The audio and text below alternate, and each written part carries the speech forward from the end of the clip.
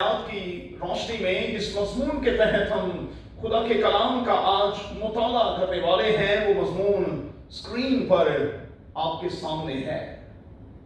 Blessings blockers. Blessings के हवाले से, बरकतों के हवाले से हम उन चीजों पर आज गौर करेंगे जो इनको किसी भी तरह से रोकती हैं और बरकतों को रोक लगाती। वो कौन कौन सी चीजें हैं जिनकी वजह से, वो कौन कौन से अवामिल हैं जिनकी वजह से मेरी और आपकी बरकतों पर फर्क आता है, मेरी और आपकी पोजीशन पर फर्क आता है, मेरी और आपकी जिंदगी, मेरे और आपके खानदान, मेरे और आपके चर्च और हमारी कम्युनिटी पर फर्क आता है। इसमें कोई शक नहीं कि बाइबल का खुदा हम में से एक एक को बरकत देता आया है और वो बरकत देना चाहता है। उसने दुनिया के पहले जोड़े को अदन में बरकत दी और बरकत देते हुए कहा, बढ़ो, फूलो और फलो। बाइबल का खुदा हम में से एक एक के हवाले से यही चाहता है। बनी नौ इंसान के हवाले से यही चाहता है, बनी आदम के हवाले से यही चाहता है कि वो ब्लेस्ड और खुदा के फेवरेट हों, वो ब्लेस्ड भी हों और वो खुदा के फेवरेट भी हों। अब सवाल पैदा होता है कि मैं और आप खुदा की फेवर को किस तरह से गेन कर सकते हैं। मैं और आप क्या करें कि बरकतों के दरीचे हम पर खुले रहें और कादिर खुदा हम पर बरकतें बरसाता और फिर बरसाता और फिर बरसाता रहे।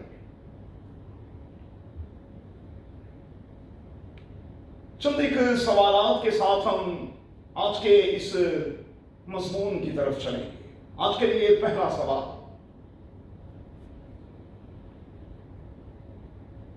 तो मैंने और आपने वजह तलाश करने की कोशिश की है कि हमारी ब्लेसिंग्स जो हैं, हमारी बरकतें जो हैं, वो क्यों रुकी हुई हैं। क्या मैंने और आपने वजह तलाश करने की कोशिश की है। आज के लिए दूसरा सवाल, क्या समझते हैं कि बरकतों तक दोबारा रसाई मेरे और आपके लिए मुमकिन है। बरकतों तक रसाई जो है वो मेरे और आपके लिए क्या मुमकिन है। और आज का तीसरा सवाल,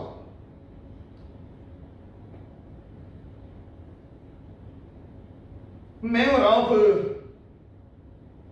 उन रुकावटों को दूर करने की कितनी संजीदा कोशिश करते रहे हैं और कर रहे हैं जो बरकतों की राह में हायल है।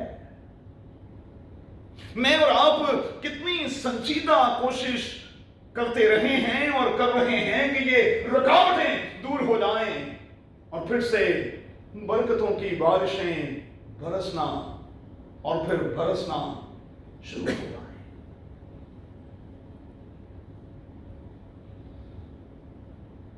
इनकी वजूहात क्या हो सकती है, इन रुकावटों की वजूहात क्या हो सकती हैं।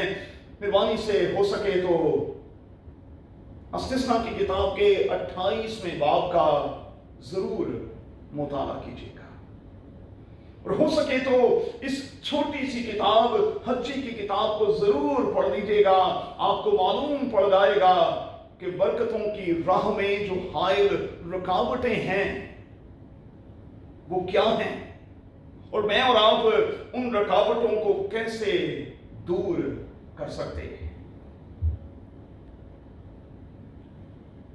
बहुत कुछ हज्जी की किताब में और इस्तिस्ना की किताब के 28वें बाब में इस हवाले से लिखा है, लेकिन मैं आज 4 इंतहाई प्रैक्टिकल किस्म की बातें आपकी खिदमत में रखने लगा। बरकतों का फ्लो क्यों नहीं है? बरकतों की बारिशें क्यों नहीं हो रही? क्यों हम बरकत से खाली हैं? मेरी दानिश में इसकी पहली वजह यह है कि हम अपने इंटरेस्ट पर तो काम करते हैं और करते रहे हैं, लेकिन हम खुदा के इंटरेस्ट को भूल चुके हैं। हम अपने इंटरेस्ट के लिए तो काम करते हैं, लेकिन हम खुदा के इंटरेस्ट को भूल चुके हैं। किसी भी तौर पर मैं और आप उसे भुला चुके हैं, और इसका जिक्र हज्जी की किताब के पहले बाब की 2री आयत में और फिर 3री तक 5वीं आयत में कर दिया गया।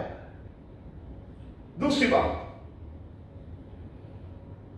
हम अपने तो हैं नहीं, लेकिन हम अपने लिए काम कर रहे हैं, और जिसके असल में हैं हम उसके लिए बिल्कुल काम नहीं कर रहे। कानों को ट्यून करें तो आवाज गूंजती है कि तुम अपने नहीं, तुम और तुम अपने नहीं। तुम तो कीमत से खरीदे गए हो, तुम तो अब किसी और के हो। अब तुम्हें अपने लिए काम नहीं करना,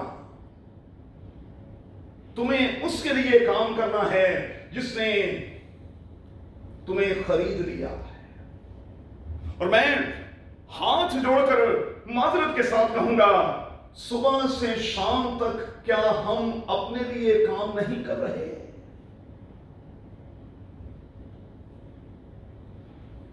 सुबह से शाम तक हम कितने फीसद उसके लिए काम करते हैं जिसने हमें खरीद लिया है, जिसने हमें दुनिया से अलग किया है, जिसने हमें चुन लिया है, और जिसने दावा करते हुए ये कहा है कि तू मेरा है। तीसरी बात,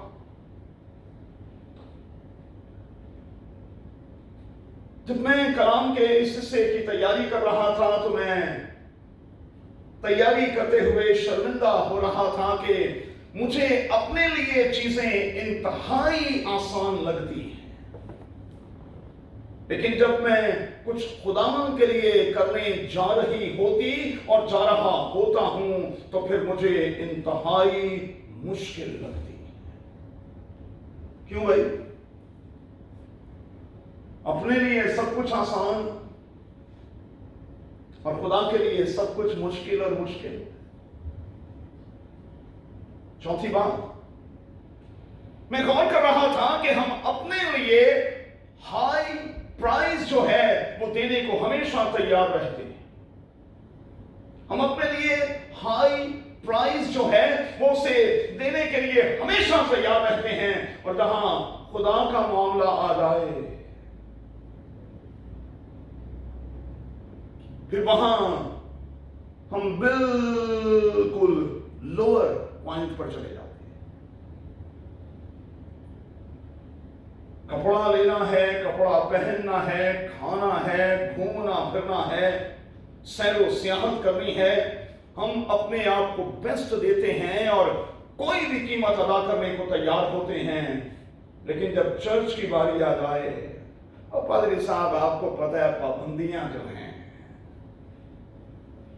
पादरी साहब आपको पता है कि बच्चे जो हैं वो अब तक गवर्नमेंट ने अलाउ नहीं किए। अरे भाई, ऑफिस में तो भी नहीं किए ना, तो वहां बच्चों को साथ लेके आप जाते हैं।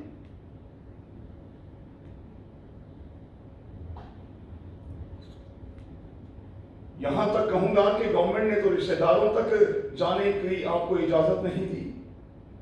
अगर कानून की बात करें तो किसी भी तरह की फेलोशिप पर पाबंदी है।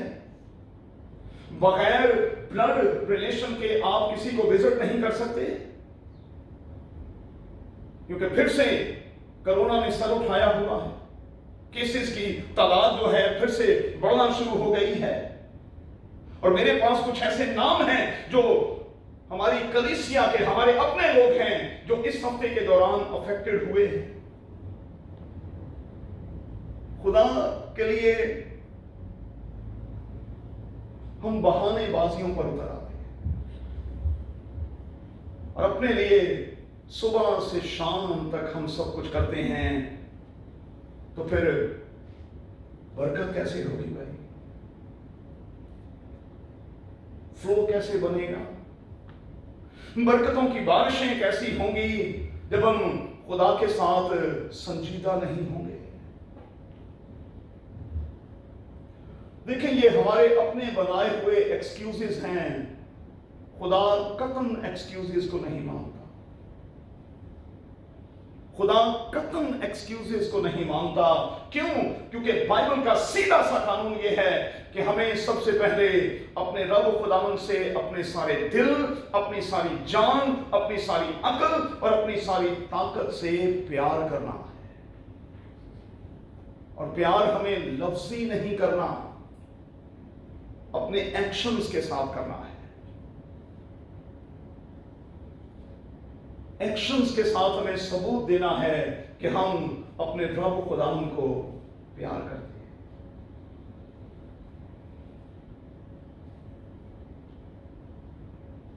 बरकत के दरीचे नहीं खुलेंगे जब तक हम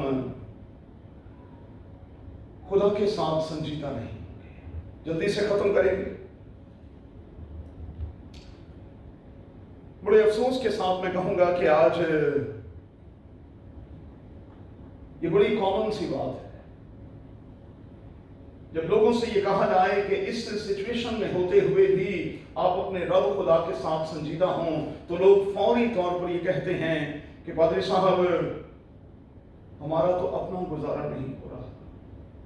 अरे भाई, खुदा को इससे कोई गर्ज नहीं कि आपका गुजारा हो रहा है या नहीं हो रहा।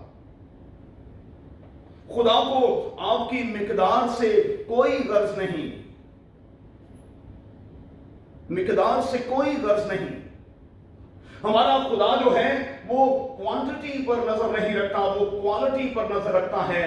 और मुमकिन है कि लोग हदिये में चेक्स डालते हों, लोग हजारा दिरहम डाल रहे हों, लेकिन बेवा की वो 2 दमड़ियां उसे भाग आती हैं। बेवा की 2 दमड़ियां। और मैंने आपको सिखाया था, मैं इतना वक्त नहीं उन बातों को दोहराऊं, लेकिन मैंने कहा था कि अगर आप अपनी सैलरीज के 4 पोर्शंस नहीं करते, बरकतों की बारिशें नहीं होंगी भाई। ये पक्की बात है, ये बाइबल का कानून है। और बाइबल की बातें सीधी सीधी और सच्ची सच्ची और खरी खरी है। बरकतों की बारिशें नहीं होंगी, आपको 4 पोषण करने होंगे खुदा के लिए, गरीब गुरबा के लिए, अपने वालिदैन, अपने साथी और अपने बच्चों के लिए, और फिर सेविंग के लिए। 4 पोषण आपको करने हैं। अब आइए जरा अस्तिस्मा की किताब पर चलें। सिर्फ चंद एक आयात मैं पढ़े देता हूं, आप आज के इस मजमून के हवाले से बहुत कुछ सीख पाएंगे। 28वें बाब की पहली आयत से, और अगर तो खुदावंद अपने खुदा की बात को जाफशानी से मानकर उसके इन सब हुक्मों पर जो आज के दिन मैं तुझको देता हूं एहतियात से, लफ्जों पर गौर करें, एहतियात से अमल करे, एहतियात से अमल करे, तो खुदावंद तेरा खुदा दुनिया की सब कौमों से ज्यादा तुझको सरफराज करेगा। शख्सों की बात नहीं भाई, कौमों की बात है। खुदा दुनिया की तमाम कौमों से ज्यादा तुझको सरफराज करेगा। नामिया है, अगर तू खुदावंद अपने खुदा के हुक्मों को माने और उसकी राहों पर चले, तो खुदावंद अपनी उस कसम के मुताबिक जो उसने तुझसे खाई है, तुझको अपनी पाक कौम बनाकर, अपनी पाक कौम बनाकर कायम रखेगा। और दुनिया की सब कौमें ये देखकर कि तू खुदावंद के नाम से कहलाता है, डर जाएंगी।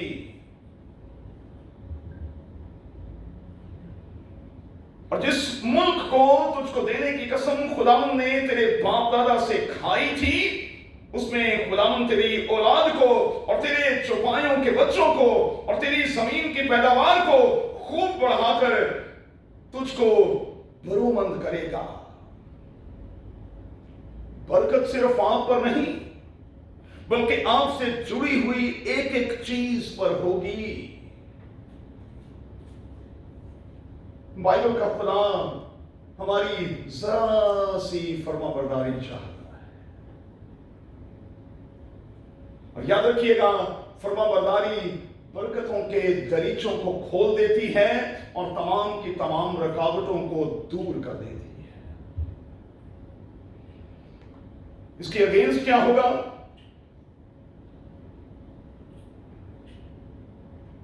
लेकिन अगर तू ऐसा ना करे कि खुदावंद अपने खुदा की बात सुनकर उसके सब अहकाम और आइन पर जो आज के दिन मैं तुझको देता हूं एहतियात से अमल करे, तो ये सब लानतें तुझ पर नाजिल होंगी और तुझको लगेगी बेबरकती लानत है। भाई, हमेशा कमी और कमजोरी का शिकार रहना लानत है। भाई, हमेशा सिसकते और तड़पते रहना, चीजों के लिए तरसते रहना लानत है। और बाइबल का खुदा कतई नहीं चाहता कि उसके लोग लानत के ज़ेरे साया हों। तू अंदर आते हुए लानती ठहरेगा और बाहर जाते हुए भी लानती ठहरेगा। खुदावंद उन सब कामों पर जिनको तू हाथ लगाता है लानत और इस्तेहराब और फटकार को तुझ पर नाजिल करेगा। बहुत सख्त लफ्ज है भाई, खुदा की फटकार से बचें भाई, खुदा के साथ वफादार रहें। और मैं बिलखुसूस कहूंगा, देने के मामले में तो इंतहाई वफादार रहें, वरना फटकार जो है ये पड़ती और पड़ती चली जाएगी। खुदावंद तुझको तपे दिख और बुखार और सोजिश और शदीद हरारत यानी टाइफाइड और तलवार और वादे समूह और घेरोई से मारेगा। और तेरे पीछे ये तमाम की तमाम चीजें पड़ी रहेंगी जब तक तू फना ना हो जाए।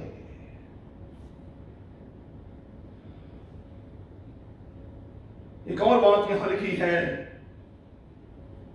और आसमान जो तेरे सर पर है पीतल का और जमीन जो तेरे नीचे है लोहे की बना दी जाएगी। अब लोहे में आप बीज बोकर देखें, उगेगा? अरे साहब, करने भी बड़ा को जान समझ नहीं आता भाई। समझ की नहीं आए, आसमान पित्तल का बना दिता गया है, जमीन लोहे की बना दी गई।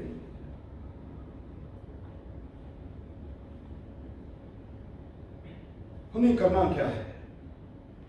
अपने रब खुदावंद को अपनी फर्स्ट प्रायोरिटी पर रखना है। सिर्फ 2 जुमले देकर मैं खत्म करूंगा। हज्जी की किताब में मेरी और आपकी आगाही के लिए, मेरी और आपकी नसीहत के लिए बहुत कुछ लिखा है। खुदा रोता चिल्लाता और शिकायत करता है और खुदावंद कहता है कि तुम अपनी रविश पर गौर करो, तुम अपनी रविश पर गौर करो। तुमने बहुत सा बोया पर थोड़ा काटा, तुम खाते हो पर आसूदा नहीं होते, तुम पीते हो पर प्यास नहीं बुझती, तुम कपड़े पहनते हो पर गर्म नहीं होते। और मजदूर अपनी मजदूरी सुराखदार थैली में जमा कर रहा है। मतलब क्या है? आता भी है लेकिन कैसे निकल जाता है समझ नहीं आ रही। चेक कीजिएगा, कहां कहां मेरी और आपकी बरकतों के हवाले से रुकावट है। खुदा के लिए उस रुकावट को दूर करे भाई। पंजाबी च डक्का लाओ भाई, ये डक्का चंगा नहीं होता, ये बिल्कुल अच्छा नहीं होता। डक्का उतारे भाई और मेहरबानी से बरकतों के उस फ्लो को एंजॉय करें जो कादिर खुदा ने आपके लिए रखा हुआ है। खुदा हम सबको बड़ी बरकत दे। आमीन। आइए खुदा की तारीफ करें और खुदा की तारीफ करते हुए हम खूबसूरत सा गीत खुदा